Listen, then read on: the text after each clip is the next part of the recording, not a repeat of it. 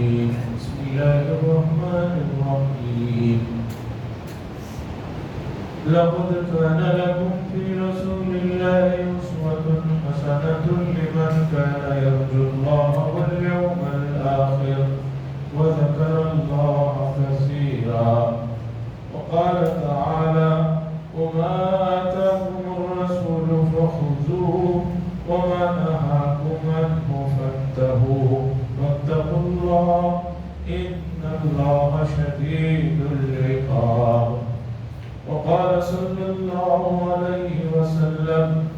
لا يؤمن أحدكم حتى يكون هواه تبعا لما جئت به أو كما قال صلى الله عليه وسلم. عزیزان محترم، یہ مہینے کی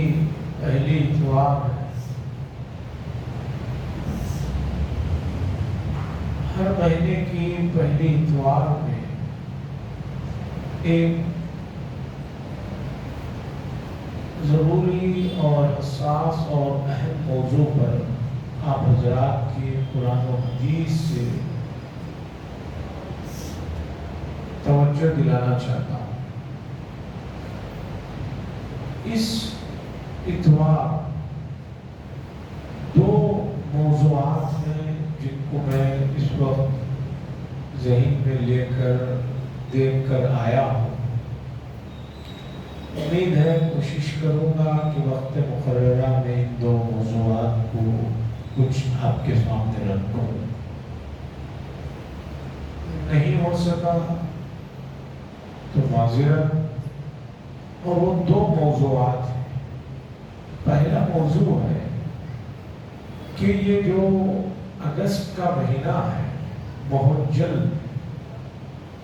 15 اگست کی ایک تاریخ آنے والی ہے، اور یہ تاریخ ہم ملک کی لوگوں کے لیے بڑی اہم تاریخ مانی جاتی ہے، اس لیے کہ اس تاریخ میں ہمارا ملک آزاد ہوا۔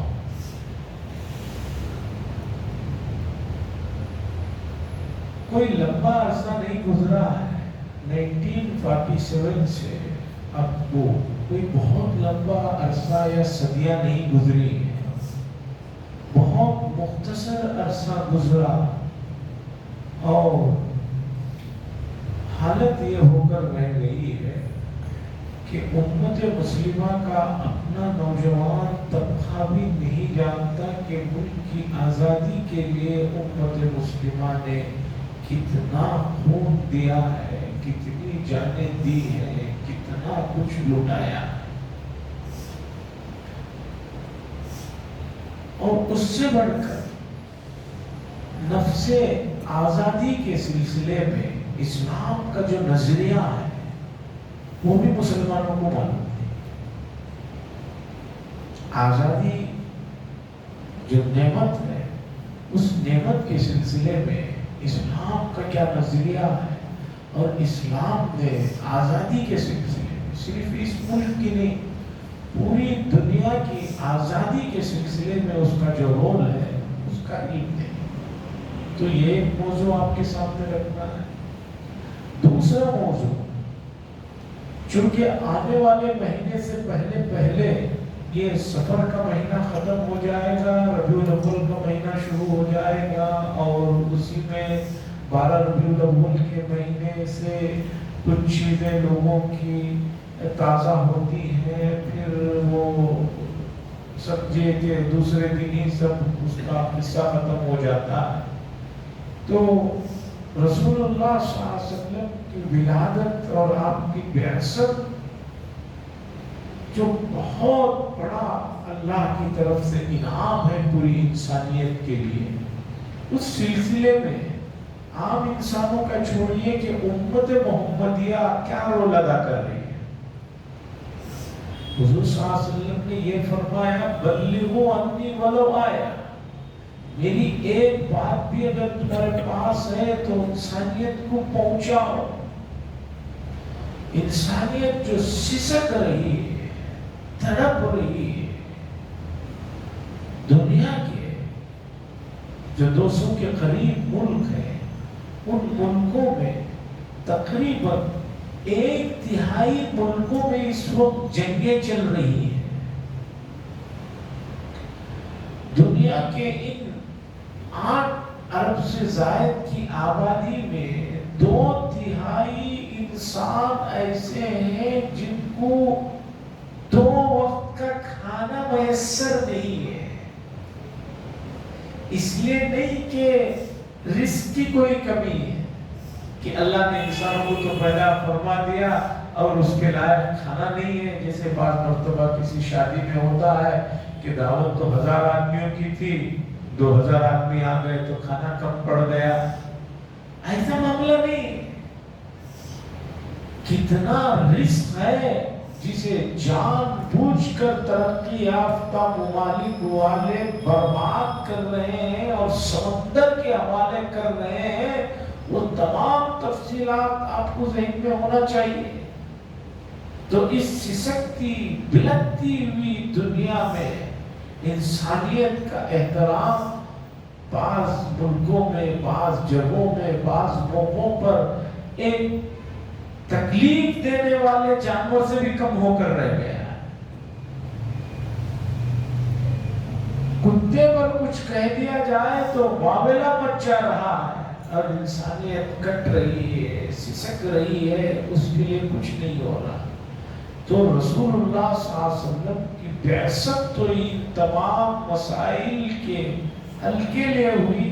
اور آپ کی شریعت میں ان تمام مسائل کا حل موجود ہے۔ تو اس موضوع پر بھی کچھ توجہ دلانا چاہتا ہوں۔ آئیے پہلے موضوع کی طرف۔ عزیزان گرامی، آج سے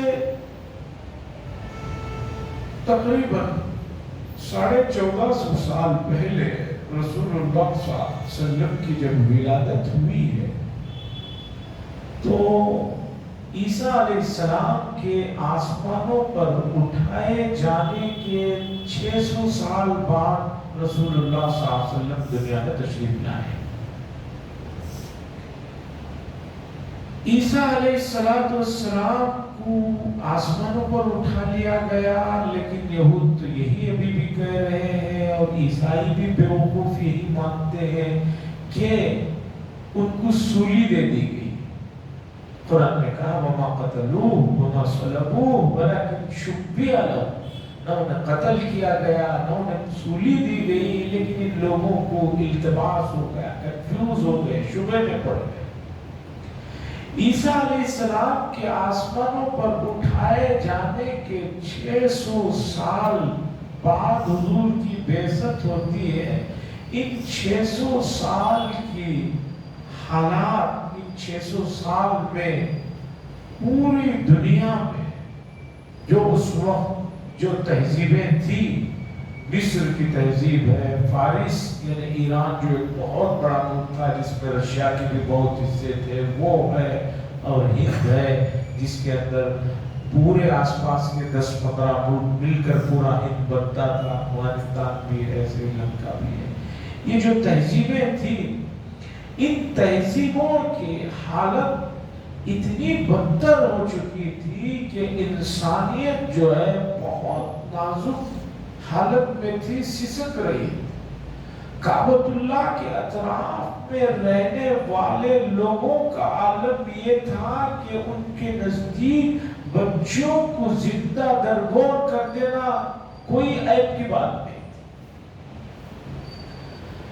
شراب جیسی ام الخبائث چیز کو کعبے کے اطراف میں بیٹھ کر پینا پلانا معمول تھا۔ کعبے کی زیارت کو آنے والے دنیا کے دور دراز علاقے کے اس زمانے میں بھی جو لوگ ہوتے تھے ان کو لوٹ لینا اور ان کو قتل کر دینا ایک عام بات۔ ہمارے اپنے ملک میں انسانوں کے 4 طبقات بنے ہوئے تھے کہ برہمن ہے، اور اس کے بعد ایک طبقہ جنگوں کے لیے، اور ایک طبقہ زراعت کے لیے، اور ایک طبقہ خدمت کے لیے، شورش ہے۔ یعنی پورے عالم میں انسانیت سسک رہی تھی، غلامیت کا دور تھا، لوگ انسانوں کو خرید رہے، فروخت کر رہے، بیچ رہے، لے رہے۔ ایک آدمی نے ایک آدمی کو خرید لیا تو وہ غلام، اس کے پیدا ہونے والے بچے اس کے غلام، عورتیں باندیاں بندھی ہوئی ایک آدمی کے پاس، کئی عورتوں کو وہ خرید کر اپنے حساب سے منمانی استعمال کر رہا۔ اللہ تعالیٰ نے رسول اللہ صلی اللہ علیہ وسلم کو بھیجا، اور رسول اللہ صلی اللہ علیہ وسلم نے آ کر انسانوں کو ان تمام قسم کی غلامیوں سے نجات دی۔ آپ قرآن میں دیکھیے کہ ایک آدمی نے جان بوجھ کر روزہ توڑ دیا تو اس کا کفارہ میں پہلی چیز آتی ہے کہ غلام لے کر آزاد کر۔ اس طرح غلامیت کو ختم کیا ہے۔ کسی نے کچھ کر دیا، کفارہ یہ ہے کہ غلام کو آزاد کر۔ اور حضور صلی اللہ علیہ وسلم کے بعد صحابہ نے بھی اتنا زیادہ لوگوں کو غلامیت سے آزادی دلانے میں کام کیا ہے۔ خاص طور پر حضرت عمر رضی اللہ تعالیٰ عنہ کا واقعہ ہے کہ ملک مصر میں ان کے طرف سے جو گورنر تھے ان کا نام تھا حضرت عمرو بن العاص رضی اللہ تعالیٰ۔ مصر کے گورنر تھے، وہ امیر تھے، حضرت عمر بن خطاب نے ان کو امیر بنایا۔ ان کے زمانے میں مصر میں ایک مصری کو ان کے فرزند نے، حضرت عمرو بن العاص رضی اللہ تعالیٰ عنہ کے فرزند نے کسی بات پر ایک تمانچہ مار دیا تو وہ مصر کا آدمی سیدھا مدینہ منورہ چلا آیا۔ جب وہ چلا آیا تو حضرت عمرو بن العاص رضی اللہ تعالیٰ عنہ کو حضرت عمر بن خطاب نے خط لکھا اور کہا کہ آپ اور آپ کے فرزند دونوں آؤ مدینہ منورہ فوراً۔ یہ دونوں حضرات، والد اور فرزند دونوں جو ہے یہاں پر پہنچتے ہیں تو حضرت عمر بن خطاب رضی اللہ تعالیٰ عنہ کا تاریخی جملہ ہے، آپ نے فرمایا مَتَ اسْتَعْبَدْتُمُ النَّاسَ وَقَدْ وَلَدَتْ أُمَّهَاتُهُمْ أَحْرَارًا۔ عمرو بن العاص سے پوچھتے ہیں تم نے کب سے لوگوں کو غلام بنانا شروع کر دیا ہے؟ ان کی ماؤں نے ان کو آزاد جنا ہے۔ پھر اس مصری سے کہا کہ اس شریف زادے کو جس طرح اس نے آپ کو مارا ہے اسی طرح۔ تو اسلام نے کہا کہ آزادی نعمت ہے اور آزادی کی اہمیت اور اس کے سلسلے میں سب کچھ چیزیں سمجھا ہے۔ ہمارا ملک 1700 کے آخر میں 1800 سے پہلے انگریز آئے اور اس کے بعد انہوں نے جو کچھ کیا سب سے آخر میں کیا بلکہ شروعات میں ہمارے اپنے اسٹیٹ کے رہنے والے حضرت ٹیپو سلطان شہید رحمۃ اللہ علیہ بھی 1799 میں شہید ہو گئے۔ اس کے بعد جنوب تو قبضے میں آیا، پورا ملک قبضے میں۔ حضرت ٹیپو سلطان رحمۃ اللہ علیہ کی عمر کوئی 80-90 سال نہیں تھی جب شہادت ہوئی ہے، صرف 48 سال تھی، 50 سال بھی پوری عمر نہیں ہوئی ہے۔ ہمارے یہاں تو اس عمر میں لوگ، بہت سے لوگ آج کل کہتے ہیں، ان کے ماں باپ کہتے ہیں کہ پوچھتا ہوں میں کہ بچے کی شادی ہوگی، کہتے ہیں نہیں حضرت ابھی بچہ ہے، ابھی شادی نہیں کی۔ عمر کتنی ہے؟ پرسوں ایک صاحب نے بتایا حضرت ابھی 40 ہو رہی بچے۔ نوح علیہ السلام کی عمر لے کر آئے ہیں کہ آپ جو 950 سال جی رہے ہیں، جس میں آپ کو 40 سال بہت کم لگ رہے ہیں۔ اور بھی ایک صاحب ایک مسئلے میں مجھ سے کہنے لگے تھوڑا ہی سے تو وقت ہوا ہے، میں نے کہا 5 سال ہو گیا اور آپ کہہ رہے ہیں تھوڑا ہی وقت ہوا ہے، تو کیا آپ کے پاس کوئی 1000 سال کی عمر ہے؟ 5 سال تو بہت بڑے ہیں۔ تو ٹیپو سلطان شہید ہوئے، اس کے بعد انگریزوں نے قبضہ کیا، پھر اس کے بعد حضرات علماء اکرام نے جہاد کا فتویٰ دیا اور انگریزوں سے لڑ کر ان کو یہاں سے بھگانے کے سلسلے میں کوششیں کی، اور ان کی کوششیں اتنی رہی آپ اندازہ نہیں لگا سکتے۔ ہم اپنی بات نہیں کر رہے ہیں، ان کے اپنے رائٹروں کی بات کر رہے ہیں کہ دلی سے لاہور تک کوئی درخت ایسا نہیں تھا جس پہ کسی ایک عالم کی یا ایک مجاہد کی لاش کو نہ لٹکایا گیا اور چھونے نہ دیا گیا، کہ یہی لٹکتے رہے لوگوں کے اندر سے جذبے تک۔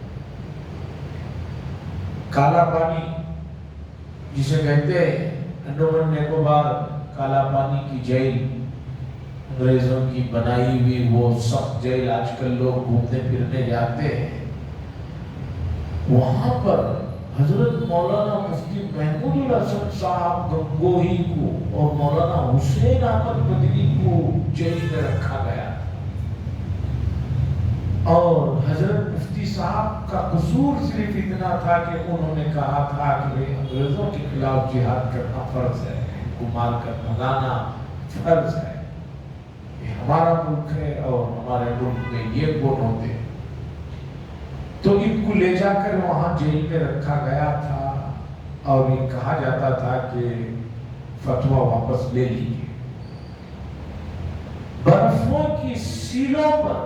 برف کی جو سیلیں ہوتی ہیں اس پر گھنٹے گھنٹے لٹایا جاتا تھا، اور اس مرد مجاہد کا عالم یہ تھا کہ انہوں نے کہا کہ امت محمدیہ کے ایک غلام کے منہ سے جو بات حق نکلی ہے وہ کبھی واپس نہیں۔ مفتی محمود الحسن صاحب گنگوہی کا واقعہ ہے کہ جیل سے جب وہ واپس آئے اور آ کر گنگو میں جب ان کا انتقال ہوا، جیل میں ان کے ساتھ مولانا حسین احمد مدنی بھی تھے، غسل دینے والوں نے مفتی محمود الحسن صاحب کو جب غسل دینے کے لیے لٹایا پلٹایا تو دیکھا کہ پیٹھ کے اوپر عالم یہ ہے کہ چمڑا نکل گیا ہے، قریب قریب گوشت بھی کئی حصہ یہ ہو گیا ہے، وہ بڑے بڑے داغ جو بعض جانوروں کو ڈالے جاتے ہیں، اس طرح کے بڑے بڑے داغ کہ ہڈیاں تک پہنچ گیا ہے۔ لوگوں نے حضرت مولانا حسین احمد مدنی سے پوچھا کہ آپ تو حضرت کے ساتھ جیل میں تھے، یہ کیا ہے، اب تک آپ نے یہ بتایا کیوں نہیں؟ تو مولانا مدنی علیہ الرحمہ نے فرمایا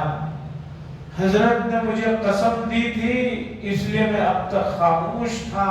اب حضرت کا انتقال ہو گیا ہے، زندگی میں تو میں نے قسم کی لاج رکھ لی، آج میں وہ قسم کو چونکہ حضرت انتقال کر چکے ہیں میں اب مجھے کہتے ہوئے کوئی جھجک نہیں ہے۔ یہ دراصل جیل میں حضرت کے اوپر گرم گرم سلاخوں کو لا کر داغا جاتا تھا اور کہا جاتا تھا کہ جو ہے انگریزوں کے سلسلے میں آپ اپنا فتویٰ واپس لیجئے نہیں تو اسی طرح داغیں گے۔ اتنا داغتے تھے کہ جو ہے سلائی جو گرم ہوتی تھی وہ جسم اور گوشت کی وجہ سے ٹھنڈی پڑ جاتی تھی، اور مجھ سے حضرت نے وعدہ لیا تھا، حضرت مفتی محمود الحسن صاحب نے وعدہ لیا تھا کہ حسین احمد یہاں سے جانے کے بعد جیل میں جو کچھ سختیاں ہوتی ہیں وہ کسی کو مت بتانا ورنہ لوگوں کے اندر سے جہاد کا اور آزادی کا جذبہ ٹھنڈا پڑ جاتا ہے، مجھ سے قسم لی تھی اس لیے اب تک میں خاموش تھا، حضرت انتقال ہو گئے۔ عزیزان گرامی یہ ایک واقعہ نہیں ہے، جنگ آزادی کے سلسلے میں امت مسلمہ نے جو کچھ کھویا ہے وہ ایک لمبی فہرست ہے۔ دکھ اس بات کا ہے کہ غیروں سے کیا ہم شکوہ کریں، اپنے لوگوں کو بھی تو تاریخ کا علم نہیں ہے۔ دیکھیے گزشتہ چند سالوں میں عالم یہ ہو گیا ہے، آزادی ہند کے جو لوگ ہیں فریڈم فائٹروں کی جو تصویریں پورے ملک میں خود ہمارے اپنے شہر میں جو لگائے جاتے ہیں، اب ایک کر کے اس میں سے کوئی بھی مسلمان آدمی کی تصویر نہیں لگ رہی ہے، تصویر لگانا ہمارے یہاں کوئی ضروری نہیں، تصویر کو ہم مانتے نہیں ہیں، لیکن آپ دیکھیے کسی کی بھی نہیں، مولانا ابوالکلام آزاد صاحب کی بھی کبھی کبھی کہیں جو ہے چھڑائی جاتی تھی، اب وہ بھی نہیں ہے۔ فریڈم فائٹروں کی تاریخ پوچھنا چاہتے ہو تو دلی میں جو انڈیا گیٹ ہے اس پر جو نام لکھے ہوئے ہیں وہاں جا کر پڑھ لیجئے کہ آزادی کے سلسلے میں جن لوگوں نے جانوں کا نذرانہ دیا، جو مشہور لوگ ہیں، انڈیا گیٹ پر سب کے نام لکھے ہوئے ہیں، اور اس میں سب سے زیادہ آج بھی انڈیا گیٹ گواہ ہے مسلمانوں کے نام، 6000 سے کچھ زائد مسلمانوں کے نام۔ عزیزان گرامی، اتنا سب کچھ کرنے کے بعد مولانا ابوالکلام آزاد ہو، مولانا حسین احمد مدنی ہو، ان سب لوگوں نے اتنا سب کچھ کرنے کے بعد آج ماحول شیطان نے ایسا انسانوں کو لڑایا ہے، ایسے ایسے مسئلوں کو لا کر اڑایا ہے کہ انسان کا دشمن ہو کر رہ گیا ہے۔ اب لوگ سمجھ رہے ہیں کہ ملک کی آزادی میں مسلمانوں کا کوئی حصہ نہیں، اور اگر ہے تو اس کے بدلے میں مسلمانوں نے چھوٹا سا جو ملک پڑوس میں مل گیا اسے لے لیے تو اسے کیش کر لیا ہے۔ اب یہاں ان کا کوئی حق نہیں، ان کو یہاں جیسے چاہے رہے کرے، کچھ بھی کرے، کوئی کچھ نہیں۔ 1947 کی آزادی کے سلسلے میں جو ڈاکیومنٹس ہیں ان کو دیکھا جائے، امت مسلمہ نے بھائی چانس یہاں رہنا پسند نہیں کیا، بھائی چوائس پسند کیا۔ مسلمانوں کو تو چوائس دی گئی تھی، چاہے یہاں رہو یا وہاں رہو، انہوں نے اپنی چوائس سے یہاں آپ لوگوں نے رہنا پسند کیا ہے، بھائی چانس رک نہیں گئے ہیں۔ عزیزان گرامی، ایک لمبی داستان ہے، خونی داستان ہے، تو امت کے نوجوانوں کو یہ بتانا چاہیے کہ یہ ملک میں ہمارا بہت کچھ دفن ہے، بہت کچھ ہم نے یہاں کو دیا ہے۔ بات بات پر مغلیہ سلطنت کے بارے میں یہ کہنا کہ وہ باہر سے آئے تھے، ارے یہ ایک آدمی باہر سے آیا تھا، ہمایوں صاحب باہر سے آئے تھے،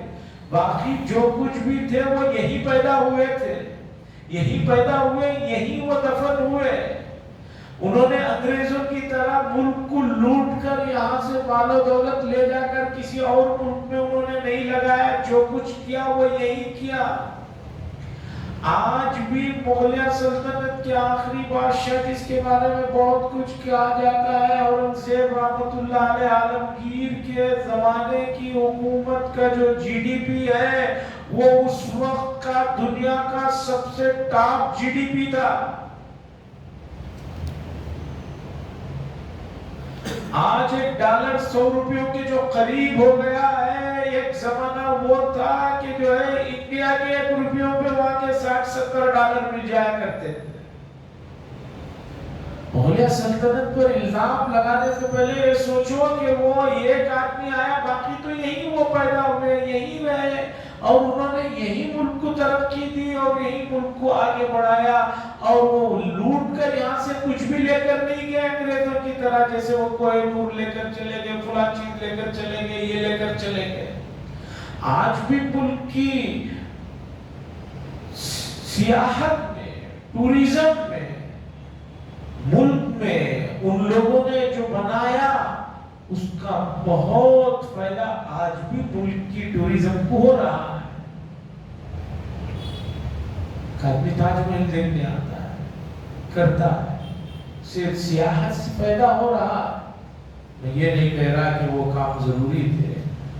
بتانا یہ ہے کہ بچوں کو یہ بھی پڑھایا جائے کہ آخر اتنی بڑی سلطنت ہاتھ سے گئی کیوں؟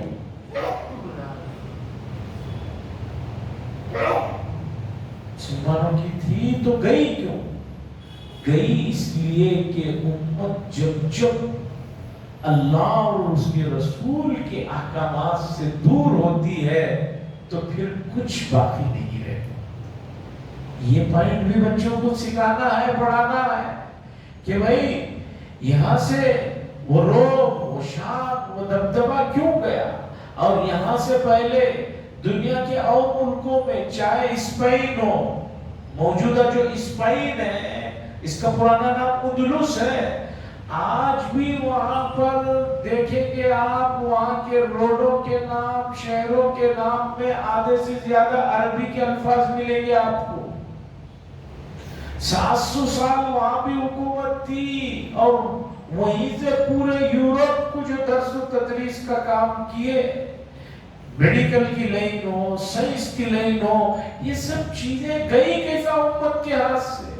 تو اس لیے گئی کہ امت جو ہے اللہ اور اس کے رسول صلی اللہ علیہ وسلم کے احکامات سے دور ہوتے چلے گئے، مسجدوں سے دور ہوتے چلے گئے۔ آج بھی لوگ مسجد میں آنا بہت کم ہے، جتنی تعداد مسلیوں کی ہے یہ کوئی تعداد نہیں ہے۔ جمعہ میں بھی جتنے لوگ آ رہے ہیں وہ بھی پورے 100% نہیں آ رہے ہیں، عید کی نماز میں بھی 100% نہیں آ رہے ہیں۔ میں یہاں کسی جنگل کی، افریقہ کے ملکوں کی بات نہیں کر رہا ہوں، اپنے شہر کی بات کر رہا ہوں، اپنے علاقے کی بات کر رہا ہوں۔ میں ذاتی طور پر ایسے لوگوں کو جانتا ہوں جو جمعہ بھی نہیں پڑھتے، عید بھی نہیں پڑھتے۔